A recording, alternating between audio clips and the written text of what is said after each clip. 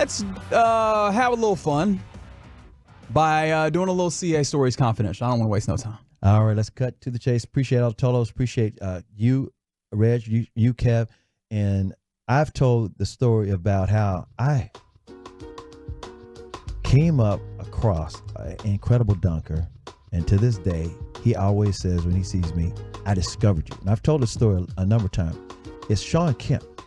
If you haven't seen Shawn Kemp dunk, you better go to YouTube and look up Shawn Kemp's greatest dunks. I have seen him dunk, but you know what? I'm going to do that anyways. One of the greatest in-game dunkers in NBA history, let alone, dunk contest. He didn't ever win it, but NBA contest. But he's just a phenomenal dunker. You want to know what I always loved about Shawn Kemp dunks? It's one of the things that I just always kind of think about with dunks, and it makes me think about KP. And I don't want to be mean to him, but he seemed to lack this. Dunking with ferocity. Yeah.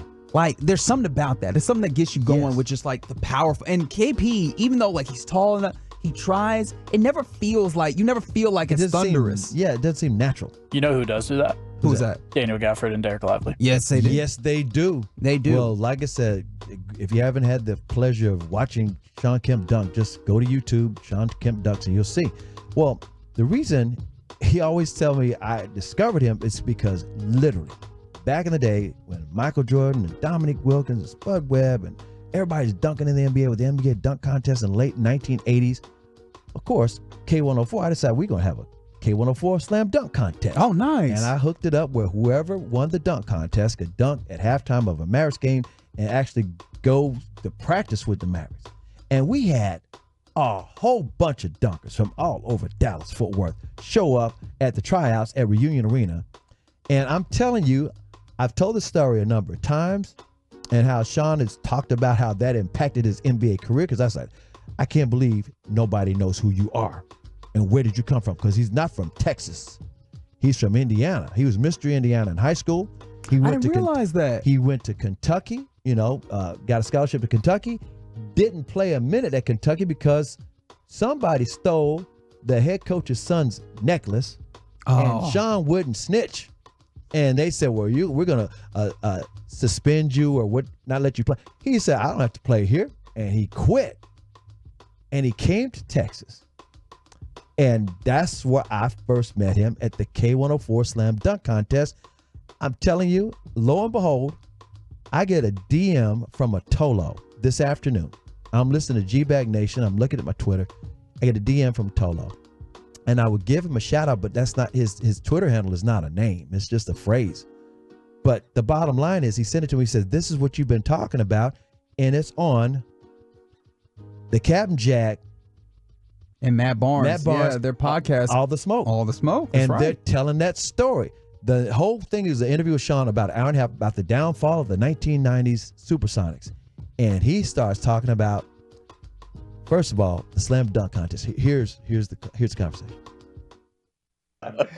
So, is this an urban legend? You got your first practice through a radio dunk contest? I did, bro. Is that crazy or what, man? Radio dunk man, I'm gonna keep this 100 with y'all. Yeah, got to. What you mean? Now, I'm in college at Trinity Valley, and we ain't but two damn restaurants there. It's the Dairy Queen and the McDonald's. That's your choice of restaurants you go out to, bro. And in Eastern Texas. And they came on the radio and they was like this. They said, hey, there's a dunk contest next Friday night. And the winner of the dunk contest gets to practice with the Mavericks all weekend. 3 practices. Yes. Oh, they said 3 practices if you win the dunk contest. And he won a dunk contest. Here's what's so wild. I had never seen anybody dunk like that except Michael Jordan and Dominique Wilkins. And I'm like, who the hell are you? Where are you coming? So I'm talking about him on the radio, and I'm like, the finals are going to be at Reunion Arena at halftime. You got to see this. The whole 9 yards. And so here's Shawn talking about winning the dunk contest. Man, we was down there at the Dallas Arena, man. It was probably 60 contestants, man. And I won the dunk contest that night. And I got a chance to practice with the Mavericks. Now, I get to the Mavericks practice, and guess who's on the damn team? My teammates. Detlef Shrimp, Sam Perkins. They on the team. And I come in and I get a chance to practice with them. What was that like? What? I wear their ass out of there. I mean, it was crazy. But here's also the kicker.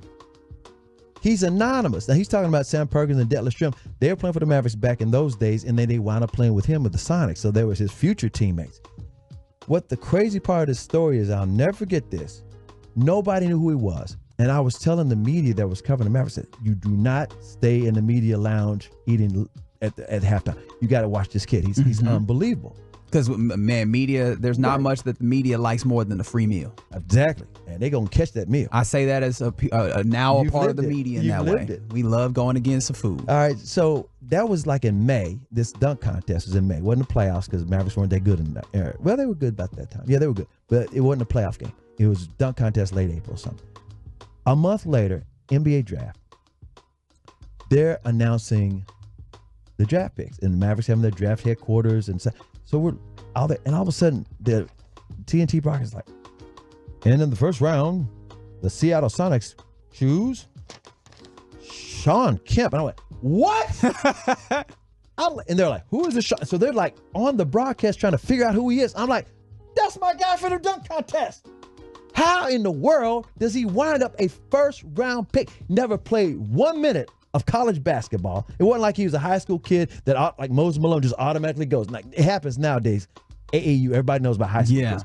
This was, he never played at Kentucky. He never played at Trinity Valley. He was going to classes there to get ready. And so I cannot wait till I see him. I cannot wait till I see him the first Mavericks game against Seattle. And they actually on the schedule, we're going to play the Sonics in November. And as soon as I saw him, I said, dude, you got an agent? I said, hey, they don't know what they're about to get into. And first I said, how did the Seattle Sonics even know about you? He said, man, I started playing out at UCLA in the summer league. Ah, there it is. There it is. So they spotted me. Yeah. And he said, they stole me from the Lakers. That's what he told me. He said, you're supposed to play for the Lakers and get passes from Magic Johnson. And I said, dude, you are so big time. I'm going to be talking about you all the time to all these NBA media guys and every people I know. I know the vice president of media communications with the NBA, Brian McIntyre. I'm going to tell you, put on a show in all the East Coast cities. Make sure the East Coast writers see you and you'll get to be in the dunk contest. I said, man, I'll be your agent. I'm telling you. Well, guess what? On All the Smoke, he talks about me.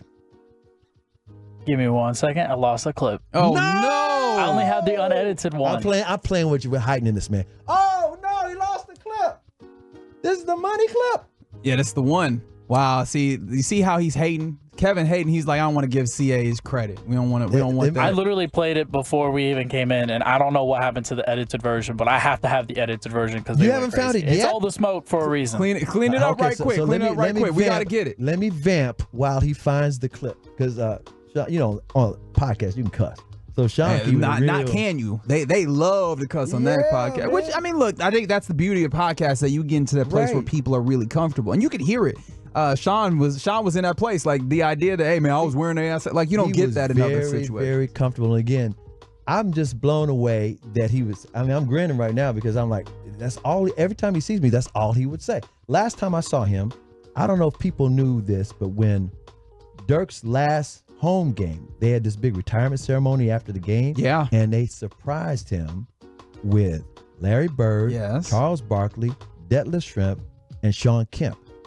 Well, nobody knew about those guys showing up except a few people with the Mavericks organization and me. They kept it top secret. The only reason I knew, Mavericks didn't even tell me. Sean told me. Oh, wow. We got mutual friends. And Sean lives in Texas now. We got mutual friends. Me and Sean are not tight friends or nothing like that, but every time we see each other, like, because he knows. Yeah, y'all are tied together now. We are tied together.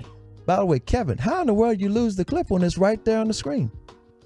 I don't know. Like, I literally played it for CA, the edited version and everything. I'm grabbing it. Give me 1 second. Okay. We got a little timer. We got a couple of more minutes. But let me say this. Part of the reason why he was in LA, in UCLA, in the Summer League, or whatever, their version of the Summer League at the time wasn't the NBA Summer League. It was just playing ball out there, like Rucker in New York. Yeah. Is because somebody knew about him being Mr. Indiana. And so he was telling me all this. Gotcha. He was in there, and they're like, you too good to be in college. And actually, on the All the Smoke podcast, he tells, I haven't had a chance to listen to the whole thing because I got this DM. I mean, about this hours ago. Yeah, it was literally about 5:30. I mean, not even a full hour before we went on air. Yeah, it was like 5:30, and so I'm listening to the part where he's talking about, the dunk contest and how I discovered him and all this.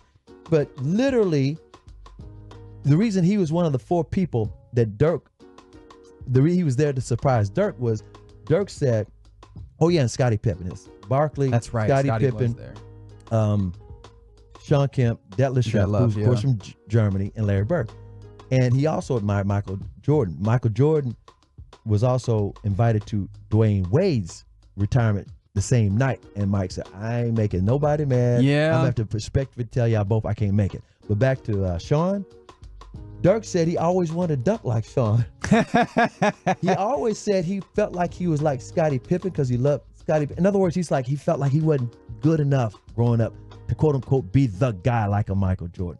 And of course, Larry Bird being Larry Bird and Barkley, Dirk wore the number 41 because of Barkley. I don't know if you knew that.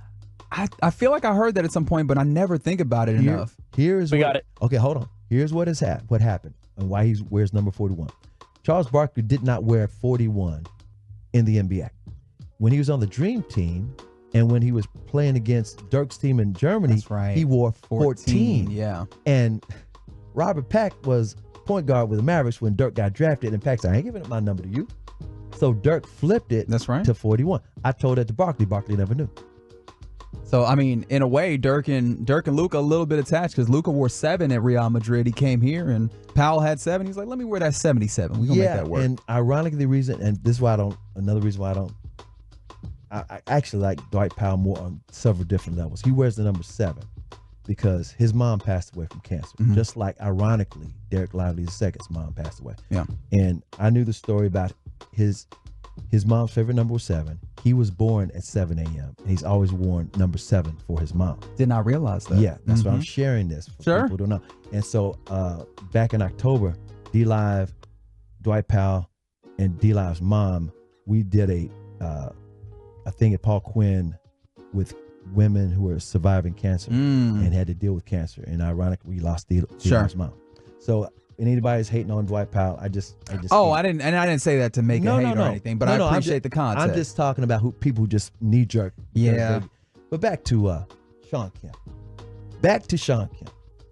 So on this podcast, he starts explaining about what I was doing for him. If you know, there's a guy that works for the Mavericks, man, light-skinned guy, Chris. His name is Chris something, man. I can't think of Chris's last name. He still works for the Mavericks, I believe. Their TV guy. We'll find him. He was on the radio. They sent me to the locker room. He actually came in the locker room, and this is where it kind of started. This is the night it started at. Because junior college, you hungry. Yeah. You ain't popping off. You ain't in Kentucky no more.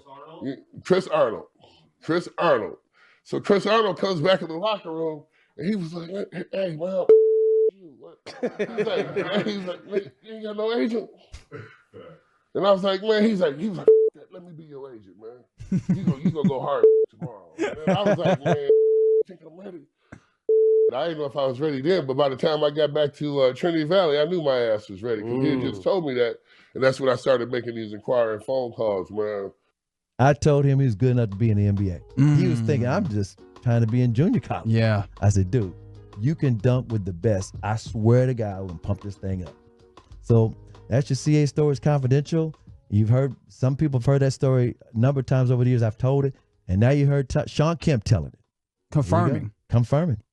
There you go. Some CA Stories Confidential. Hey, man, I know in that moment he called him Chris something, but you know who he is. He is the 3-time Hall of Famer Chris Arnold. It's my dude, Shawn Kemp. There you go. It's the Get Right here on 105 through 50. Now, put some respect on Chris's name. Don't y'all be out here calling him Chris something. Don't do that. Those that know, they will know. That's going to be the inside joke. If anybody on the street says, hey, Chris something, I'll start laughing. I enjoy it. Thanks for hanging out with us on thanks, this Kevin, Thursday for the fine. evening. There you go. Attaboy. Nice Took me a little recovery. bit. Little work under pressure. Appreciate you doing that.